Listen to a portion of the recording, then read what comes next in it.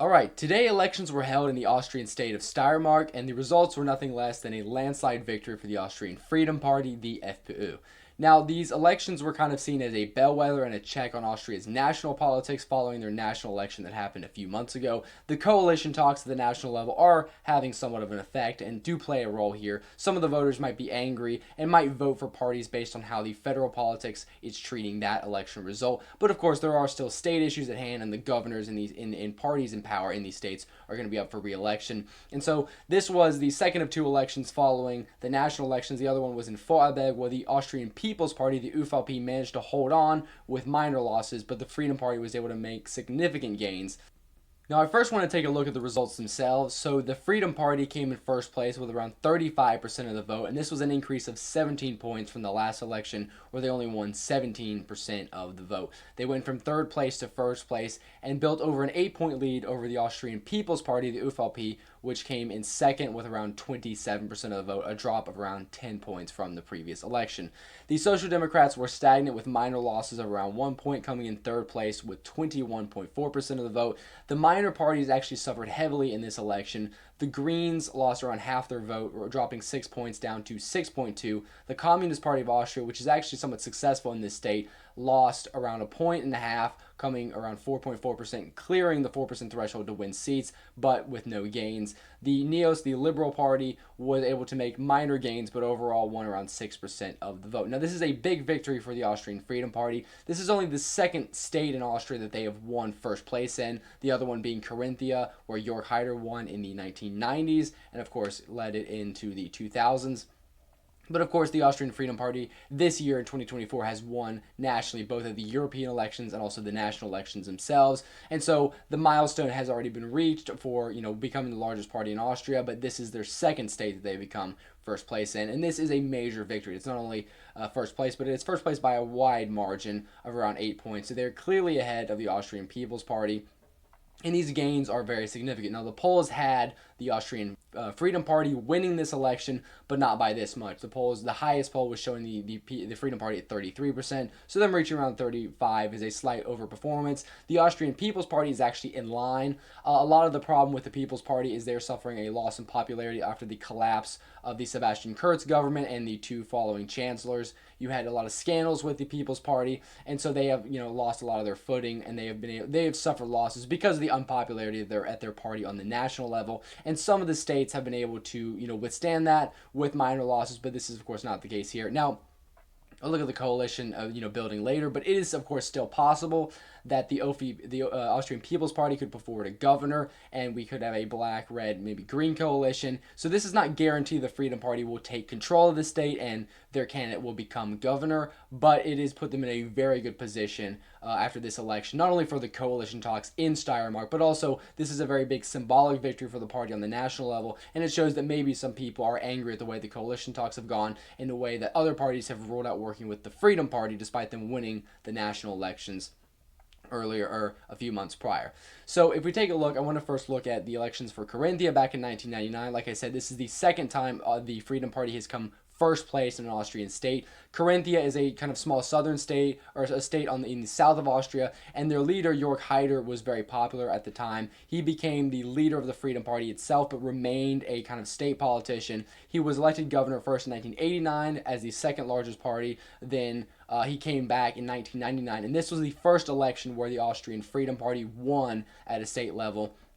And of course, after Jörg Haider died in 2008, the Freedom Party somewhat sustained losses in Carinthia, and the Social Democrats were able to retake the state. So the election in Steiermark today marks the first time since 1999 that the Austrian Freedom Party has won first place for the first time. Of course, in Carinthia, they were able to hold it for a few years, but this is significant because this is another milestone. And even though it's not the first time in Austria, it is the first time in Steiermark, and Steiermark itself is a significant state. It has a much higher population than Carinthia, with the big city being Graz itself. And what I also want to do is take a look, of course, to some of the demographics. We can see, similar to other elections in Austria and, of course, Germany, there is a divide on gender and, of course, age. Now, the Austrian Freedom Party did very well with both groups. They won, of course, with men and women, but they did better with men, winning around 39% of the vote with men and 31% with women. So around an 8 to 10 point difference there. we see that the two main parties, the People's Party and the Social Democrats, did somewhat better with women than men. But the main, of course, divide is that the Freedom Party does significantly better with male voters. The Greens do slightly better with females, but of course, the blue divide is here, the largest one. Now, with age groups, we see something similar to other states such as Thuringia and Brandenburg, but also Austria itself. That is, the Freedom Party did very well with the young. They won the 29%. They came first place, beating both the People's Party and the Social Democrats. However, they did extraordinarily well with the middle age, the 35 to 60-year-olds. And this was a group they got almost 50% in, and this is what carried them to winning over 30% of the vote. So this was a large a chunk of the vote in an area they did very well in. But of course, they were still able to win amongst the youth. But then, as seen in other elections, especially like Vorarlberg, the People's Party does very well amongst older voters, amongst retirees. And here, the Austrian Freedom Party tied for second or third place with the Social Democrats. And so we see, the Freedom Party does well amongst the youth, really good amongst middle-aged voters, but they really struggle amongst the older voters. But of course, here, their margin of victory amongst middle-aged and younger voters was so big that even the Austrian People's Party's stronghold amongst the older voters was not big enough to make up that margin.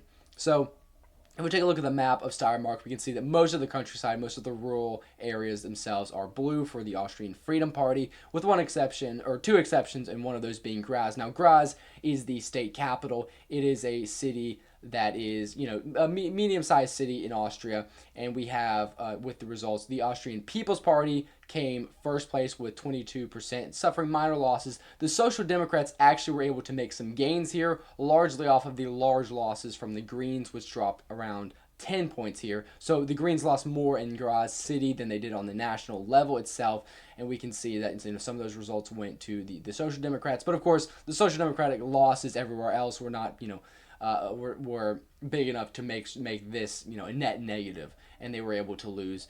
The Freedom Party, they did not win first place here, but they did actually win second, beating the Social Democrats, and it was still an increase of around 8 points. So Graz, of course, being a major city, it is an outlier. Some of the left-wing parties do well, but this is something you would expect, from politics in many countries, that the left-wing parties are going to do better in the big city. So nothing too significant there.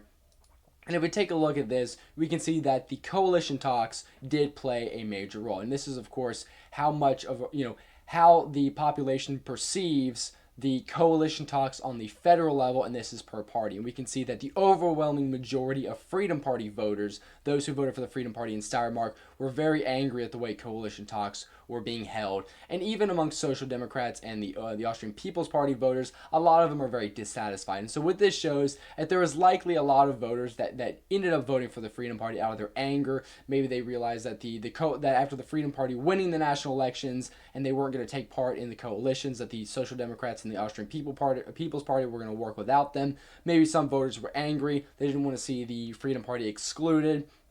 They thought maybe they were the best party to bring change. And so maybe the turnout for the Freedom Party was higher, or maybe we saw voters, maybe conservative voters from the People's Party that were angry about them working with the Social Democrats instead of the Freedom Party switch over. So it's hard to tell to what extent this was, but of course, according to this, there was some influence of the coalition talks, influencing a victory for the Freedom Party. And that's what was important. That's why these elections are important, is because this was a test, a bellwether. And so this does show that there is an increase in support from the Freedom Party. And we have seen polls on the national level that have shown them increase from what they got, a few months prior. And so, of course, this coalition without the Freedom Party is going to mean that they're not going to be in government, but they could potentially increase their popularity, and in maybe 4 years at the next national level, if they keep this momentum up, they can win an even bigger victory to put themselves in a position where it's even harder for the People's Party or the Social Democrats to rule out working with them completely. Now, the last thing I want to look at quickly is, of course, the coalition talks. Now, the incumbent governor, Christopher Drexler, from the Austrian People's Party, will probably attempt maybe to form a coalition with the Social Democrats and another party. It is still possible for there to be a coalition without the Freedom Party, but the incumbent government of the People's Party and the Social Democrats does not have a majority, so they would have to have a third party. It's likely not going to be the Communists, so either the Greens or the Neos Party. So we could see Drexler remain governor with a coalition of the SPD and Greens or SPD and Neos, but he needs at least 3 parties to form a coalition. And both of those parties, all of these parties have sustained losses, so it is going to be harder for them to do that. Now, of course, it is very possible for Mario Kunasek to become the governor. The Freedom Party is seen as very controversial in Austria, but it's not to the same extent that the AfD is in Germany. Like I said, they have put forward a governor before. You had Jörg Haider become the governor of Carinthia. They've also taken part in many state governments. In Salzburg, for example, they did good in the 2023 elections, are now the junior partner there. So it is not unprecedented for the Freedom Party to be in a state coalition with other parties. And so even though they might find it uncomfortable or awkward, they might might prioritize working with the Social Democrats or the People's Party working, the kind of establishment traditional parties might prioritize working with each other before the Freedom Party. They're not going to, rule out working with the Freedom Party to the extent that, for example, the CDU is in Thuringia. And so I would say that it's probably, a very good likely chance that Mario Kunasek could become the governor. And in that case, it would likely be a coalition of the Freedom Party and the Austrian People's Party. Now, this big victory has helped him to kind of create the pressure for that, but it's of course not guaranteed. And we will have the coalition talks over the next several weeks and in days, and I'll probably do another video covering these results. But of course, if we take a look, this is a big victory for the Freedom Party. This is actually a much arguably a bigger victory than some of the other results. This is something where they did better than the polls were showing, and this is a big state. And if they win the governor here, it could be actual tangible power. So the national election was a big symbolic victory, but if they win the actual governorship here, this will be a lot more tangible, political power the party has, and this will be a big victory for them. The Social Democrats have been stagnant for years now, and they have suffered problems with their leadership.